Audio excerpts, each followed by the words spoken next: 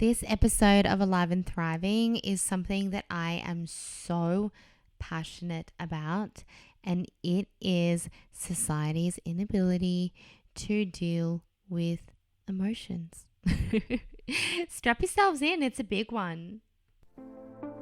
This is Alive and Thriving, where we tackle all things that stand in the way of holistic well-being and self-care in life and as women in business.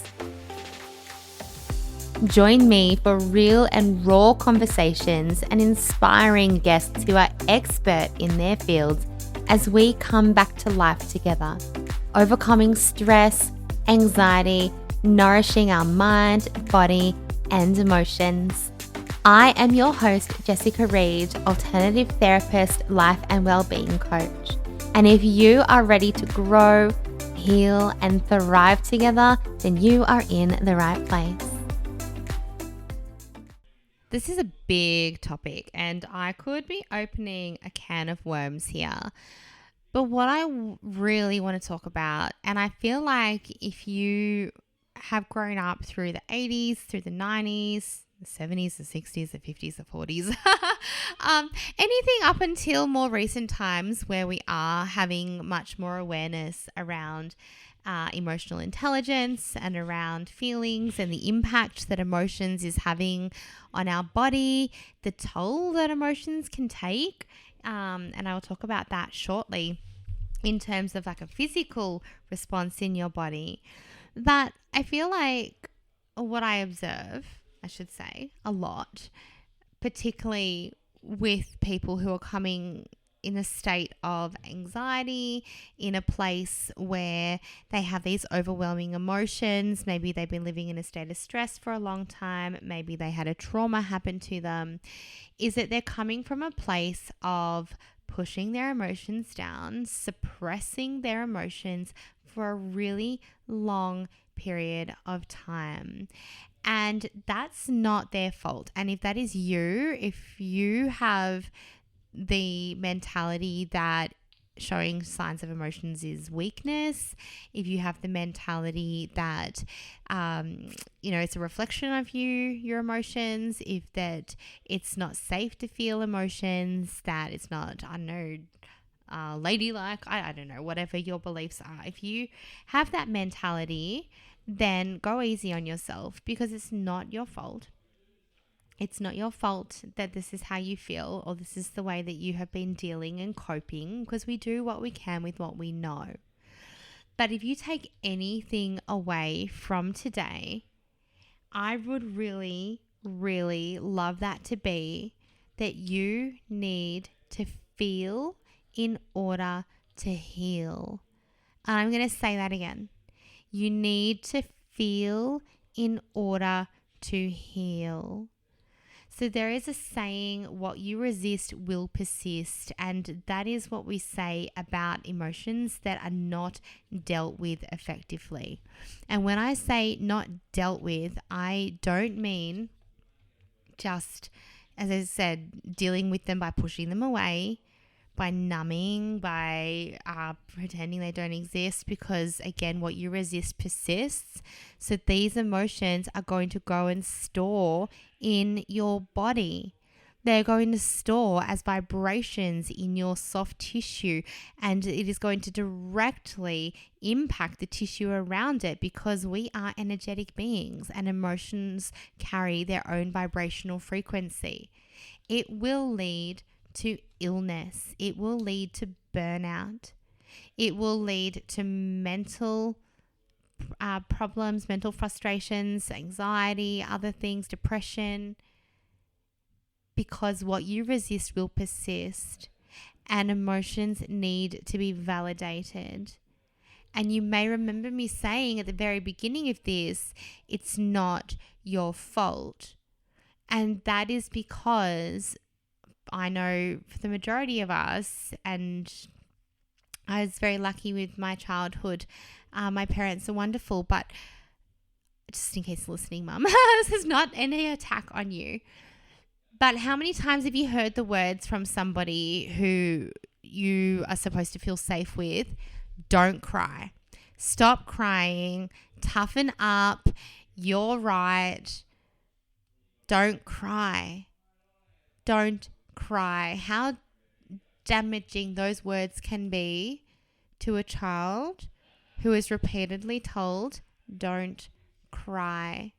And now if you have been told don't cry, if you have been brought up to believe that, again, emotions are a sign of weakness, society has a huge discomfort with people's emotions. People don't want to sit in the space of other people's emotions. People don't feel comfortable around other people's emotions, and you may not feel comfortable around your own emotions. If you have been told for your life to don't cry, it's fine, toughen up. If you have not had your feelings validated, then you're going to grow up and come into the real world, and you are going to experience all of these different emotions that you're not going to be able to understand, that likely feel quite scary, that are consuming for you because you don't know what they are. You likely can't verbalize all that well how you are feeling, and you suppress and you suppress and you suppress. And what that is leading to, and you can see it in any studies, any statistics about the world that we live in, is the amount of numbing that we are seeing, because people can't deal with their emotions. And numbing is anything that escapes how they're feeling. So alcohol, drugs, online shopping, gambling, social media, porn, all these things that numb and suppress our emotions are a way for you to escape your reality. And you see it more and more and more. Can you hear in my voice just how passionate I am about this? And the reason for that is because I see firsthand the impact and the toll that it takes on the human body with the clients that I work with. When they come in and the thought of feeling emotions, people apologize for crying. Crying is necessary to regulate your nervous system. It is necessary to regulate your nervous system. You don't apologize for crying. Now, if you have experienced emotional challenges, if you are living a stressful, busy life, if you are living in a state of anxiety, if you are carrying trauma that you have been carrying for however long you've been carrying it for, if you are experiencing grief, if you have these emotions that are surfacing and you continue to suppress them, they are going to continue to try to get your attention. Through anxiety, through illness, through unexplainable pain, they are going to try to continue to get your attention. And I know I said if you take one thing away, that is you need to feel to heal. I want to say that when you are really ready to heal, which by the way is not something anybody can ever tell you that you are ready for. If you have experienced trauma, if you have experienced grief, if you are struggling with stress or anxiety or depression, people can bring it into your awareness all they like, but until you really bring it into your own awareness that the way you are feeling is inhibiting your growth, then you are not going to make the choice to heal yet, and that's okay. Because this is your life and your journey, and you need to make that choice to heal. So when I say, when in this podcast, you need to, I'm talking to the woman who has decided that she is healing. She is ready to face things. She's ready to let go of things. She is ready to sit in the shit, which is what I'm going to talk about in a moment. And she doesn't know what to do, how to quite get there. That's what I'm talking. That's who I'm talking to when I'm saying you need. But something you can't do, just while we're on that topic, even if you're in a relationship with somebody and their pains are impacting you, the behavior from their pains, perhaps the alcohol, perhaps the negative complaining, perhaps I don't know, the self-sabotaging, the money spending, the gambling. If their behavior is impacting you and you know that it is a projection of their pain, you telling them that they need to fix themselves is not going to fix it.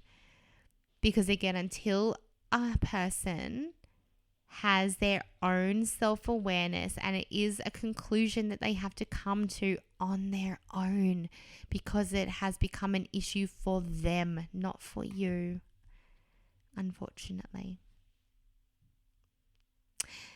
So healing is a choice. Healing is something that you do when you are ready to do. Healing is a desire within your body, a knowing that there is another way to feel, a better way to feel, a niggly feeling that says, I want something different. I want to feel something different.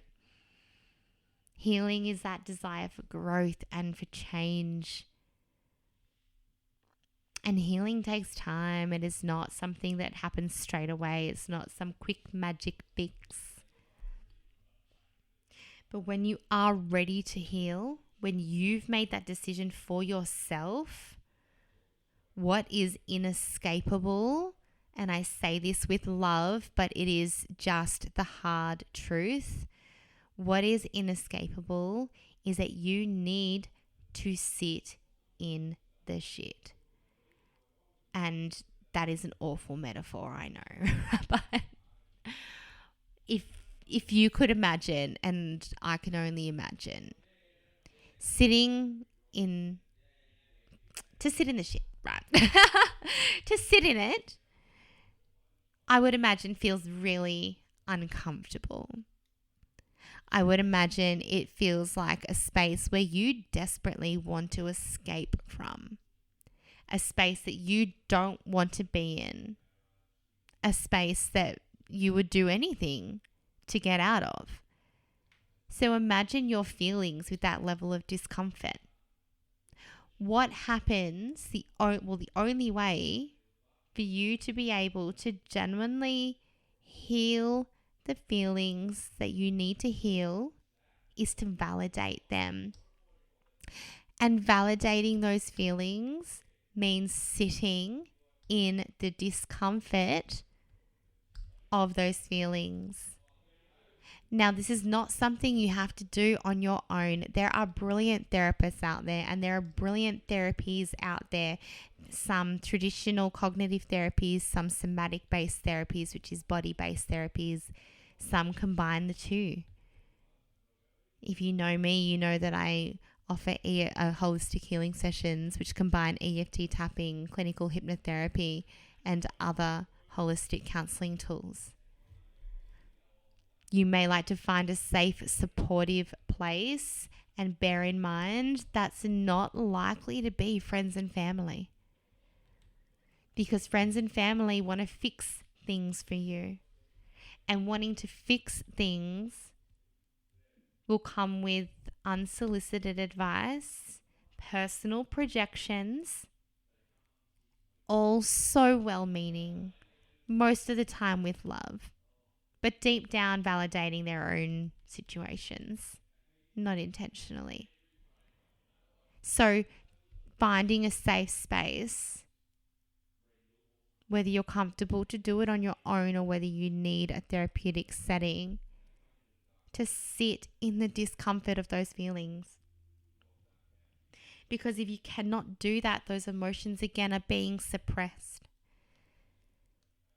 Now, when we have something that has upset us, something that we are holding on to, the logical mind knows that that happened then, and this is now, and right now I'm 35, and this happened when I was 3. And the logical mind knows that. The logical mind knows I'm not being broken up with today. The logical mind knows that, someone's already passed away. The logical mind knows all these things. The emotional mind, on the other hand, doesn't. The emotional mind will relive what your brain tells it to. So basically, if you are experiencing something that is upsetting for you, it is likely to be your inner child part of you that is holding on to that upsetting experience. Because your inner child, your emotional brain, it doesn't know the difference between something that happened then and something that's happening now, like your logical mind does. And if you listen to last week's podcast, then you'll remember me saying that 95% of what we do is not conscious. It is not operated by our logical mind as much as it seems to dominate our thoughts and our feelings, because when we give thought attention, we bring on emotion. So we need to be able to sit in the shit. We need to be able to sit in the emotions, to validate them, to know that they will pass, and they will pass, and they will lighten, and they will become easier, and they will become less scary as we familiarize ourselves with these emotions and give ourselves permission to have these emotions that are not gratitude and joy. And don't get me wrong, I love gratitude and I love joy. But, with a really strong toxic positivity culture out there, just simply thinking positively isn't going to fix your problems. Because if you just think positively and you don't allow yourself to sit in the shit, sit in the emotions, validate them, then you are not going to be able to let go of those emotions. And that is just another way of suppressing them. So allowing yourself to sit in there, proving to yourself, showing your brain that these emotions are safe, that when you sit in this discomfort, when you can give a voice to it, sit there and close your eyes and say, I am feeling angry right now. I am sad. This sadness feels like a knot in my stomach, like a lump in my throat. I am giving myself permission to cry. I feel the tightening in my chest. If you can bring that mindfulness technique of observing into this experience, then when you sit in these emotions, you are teaching your brain that they are safe. And that is so important, because for so long, for whatever reason, and likely because I'd go as far to say it's an epidemic proportion, it's of epidemic proportions that people have been taught that emotions are uncomfortable and we keep them tucked away and we don't need to feel them, we don't need to deal with them, we just push them down because, we don't want to deal with other people's things. Makes me uncomfortable. Not me. I'm happy to sit with you. I love my job, but yeah, if you can teach your brain that they are safe and there's nothing wrong with you, then you are going to be able to heal. You are truly, truly going to be able to heal. You are truly going to be able to let go. You are truly going to be able to accept the awful things that have happened or the challenging things that have happened.